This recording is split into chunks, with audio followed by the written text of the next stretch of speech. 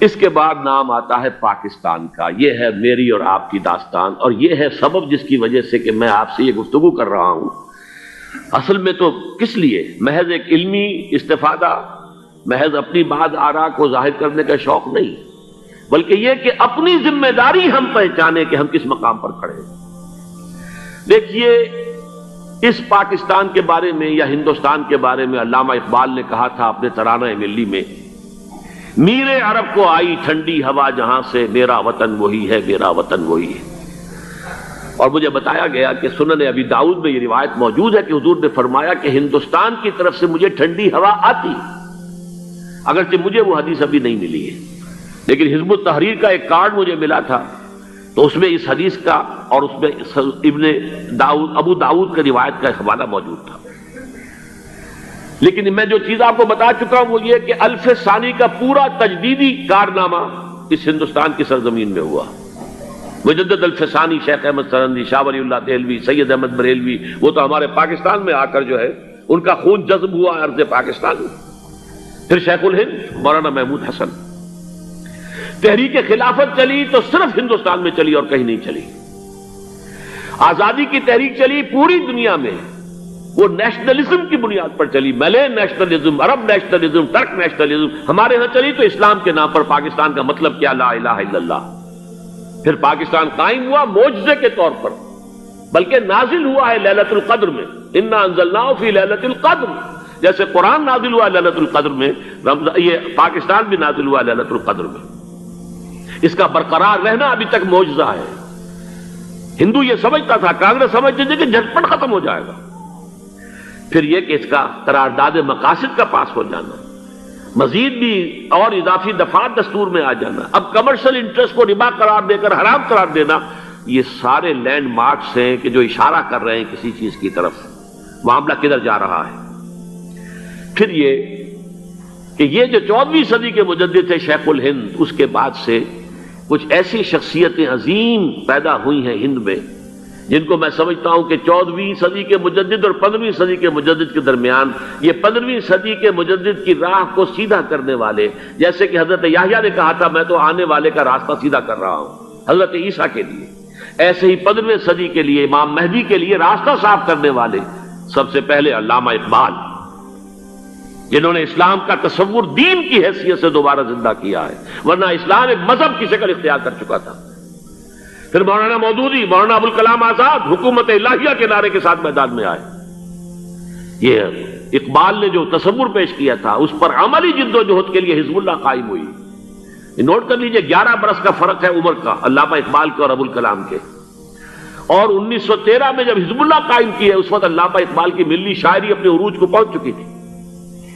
پھر یہ کہ علامہ اقبال کے بعد تعمیل جو ہے اس کام کی وہ ابوالکلام نے کی، لیکن روایتی علماء کی شدید مخالفت کی وجہ سے وہ بددل ہو کر چھوڑ گئے، کانگریس میں شامل ہو گئے، بساط جو ہے حزب اللہ کی انہوں نے لپیٹ دی. پھر مولانا مودودی آئے، انہوں نے وہ ڈور جو ہے اس کا سرا تھاما، جماعت اسلامی قائم کی حکومت الہیہ ہی کے قیام کے لیے. اگرچہ میرے نزدیک یہ کہ وہ انتخابی اور ایک قومی سیاست کی ایک جماعت بن کر پاکستان میں جو ہے دلدل میں پھنس گئی ہے، اب ہم اس کی کوشش کر رہے ہیں تنظیم اسلامی اور یہ تحریک خلافت جس کے تحت یہ جلسہ ہو رہا ہے. یہ ساری چیزیں وہ ہیں کہ آپ کو سوائے پاکستان کے اور کہیں نہیں ملیں گی پوری دنیا. معلوم ہوتا ہے کہ پاکستان کو بہت بڑا رول پلے کرنا ہے اس میں. اور اس کے ساتھ اب جمع کر لیجئے افغانستان کی عمارت افغانستان، اسلامی عمارت افغانستان قائم ہو چکی ہے. یہ پچھلے 20 سالوں میں جو کچھ وہاں ہوتا رہا ہے اس سے پہلے تصور نہیں ہو سکتا تھا. کابل جو ہے وہ تو جیسے پیرس کا تمدن تھا ویسے کابل کا تھا، وہی لباس، وہی سکرٹس. یہاں جب آئے تھے شاہ ساحل ظاہر شاہ سرکاری دورے پر تو ان کی جو ملکہ صاحبہ تھی ان کے ساتھ وہ سکرٹ میں ملبوس تھی.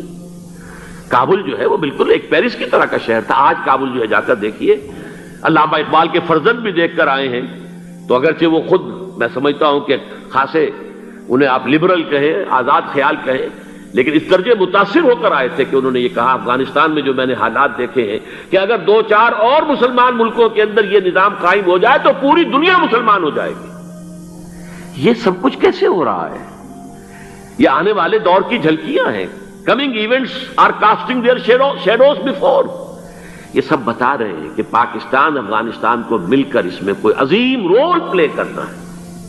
اور اس کے ضمن میں اب میں علامہ اقبال کے بارے میں آخری بات کہہ رہا ہوں. علامہ اقبال کے بارے میں عام یہ خیال ہے، انہوں نے اپنے خطبات میں مہدی کا اور نزول مسیح کا، حالانکہ میں کل پڑھ رہا تھا مولانا سید احمد اکبر آبادی رحمۃ اللہ علیہ کا ایک مقالہ ان کا کہ علامہ اقبال نے ابن خلدون کے بارے میں یہ کہا ہے کہ مہدی کا اور نزول عیسیٰ کا دونوں کا انہوں نے انکار کیا ہے. حالانکہ ابن خلدون نے نزول عیسیٰ کا انکار نہیں کیا، صرف مہدی کا انکار کیا ہے. بہرحال علامہ اقبال نے خطبات میں انکار کیا ہے. لیکن یہ کہ اپنی شاعری کے اندر میں چیلنج کرتا ہوں کسی بڑے سے بڑے اقبال شناس کو، ان کا یہ شعر ذرا سنیے. خضر وقت از خلوت دشت حجاز آید بروں، کارواں زی وادی دور و دراز آید بروں. خضر وقت، امام وقت، رہنمائے وقت، قائد وقت، خلوت دشت حجاز، حجاز کی صحرا کی کسی خلوت گزینی سے نکل کر باہر آئیں گے. میں حیران ہوتا ہوں علامہ کے اس فکر پر اور اس مصرے پر. یہاں انہوں نے شیعہ اور سنی دونوں کے کانسیپٹ جمع کر دیے. شیعہ کا کانسیپٹ یہ چھپے ہوئے کسی غار میں وہاں سے برآمد ہوں گے، اور ہمارا کانسیپٹ میں ام سلمہ رضی اللہ تعالیٰ عنہ کی حدیث سنا چکا، چھپے ہوئے ہوں گے وہ وہاں پر، مدینے سے نکل کر آ کر مکے میں چھپ جائیں گے. اس خانہ جنگی کی حالت میں لوگ ان کی طرف دیکھ رہے ہوں گے، سوچتے ہوں گے انہیں میدان میں آنا چاہیے، کوئی پارٹ پلے کرنا چاہیے، امت کی رہنمائی کرنی چاہیے. لیکن وہ چھپیں گے، وہ کارے ہوں گے، وہ اس ذمہ داری کو قبول نہیں کرنا چاہیں گے، جا کے چھپ جائیں گے مکے میں. وہاں سے مکے والے انہیں نکالیں گے، اور وہ کارے ہوں گے، انہیں بالکل یہ پسند نہیں ہوگا کہ یہ ذمہ داری اٹھائیں. تو خضر وقت از خلوت دشت حجاز آید بروں، کارواں زی وادی دور و دراز آید بروں. کارواں جو چلے گا ان کی مدد کے لیے اس وادی دور و دراز، اس عظیم وادی دور و دراز، یہ وادی سندھ ہے. وادی سندھ جو ہے ہم سمجھتے ہیں کہ صرف یہ پاکستان اور پنجاب جو ہے یہ اس میں شامل ہے، سندھ اور پنجاب نہیں، افغانستان کا پورا مشرقی علاقہ اس میں شامل ہے. جیسے دریائے جہلم سندھ میں جا رہا ہے، جیسے دریائے گلگت سندھ میں آ کر ملتا ہے، جیسے دریائے چناب اور راوی اور جہلم اور یہ سب جا رہے ہیں اور آ رہے ہیں، اسی طرح دریائے کابل کہاں سے آ رہا ہے، دریائے گومل کہاں سے آ رہا ہے، ٹوچی کہاں سے آ رہا ہے. یہ سارا جو ہے ڈرین جو ہو رہا ہے، ایسٹرن جو ہے پارٹ آف افغانستان، یہ سب وادی ہے. اس وادی کے یہ دو حصے ہیں، ایک حصہ جو ہے یہ ادھر پاکستان میں ہے، اور اسی وادی کا دوسرا حصہ جو ہے وہ افغانستان میں ہے.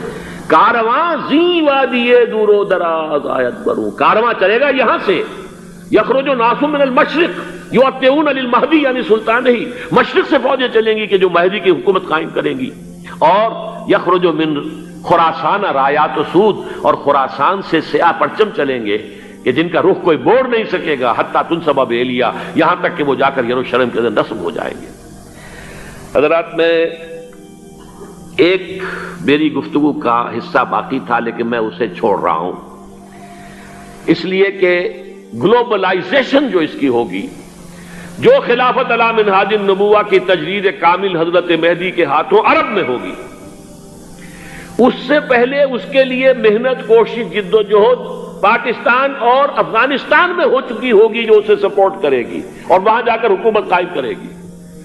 اس کے بعد گلوبلائزیشن کا جو مرحلہ اس کا ہے وہ حضرت مہدی کے ہاتھوں نہیں ہے، وہ حضرت عیسیٰ ابن مریم ان کے نزول کے بعد ہے، جن کے نزول کے بعد دجال کا خاتمہ ہوگا اور یہودیوں کا استحصال ہوگا. مسلمانوں پر بھی بڑی تکالیف عربوں پر آئیں گی، شدائد آئیں گے. لیکن یہ وہ میں حصہ جو اپنی گفتگو کا آج چھوڑ رہا ہوں اس لیے کہ میں دیکھ رہا ہوں کہ بعض حضرات کا صبر کا پیمانہ اب لبریز ہو رہا ہے، تو میں اس حصے کو پھر ملتوی رکھتا ہوں کسی دوسری محفل اور کسی دوسری مجلس اور نشست پر. آخری بات یہ کہہ رہا ہوں، ہم پاکستانیوں کے کرنے کا اصل کام کیا ہے؟ یہ بغدے میں آ پڑی ہے سخن گسترانہ بات. پہلی بات یہ کہ ہماری جد و جہد مرکوز ہو جانی چاہیے کہ یہاں خلافت علی منہاج النبوہ کا نظام قائم کرنے کی جد و جہد کریں.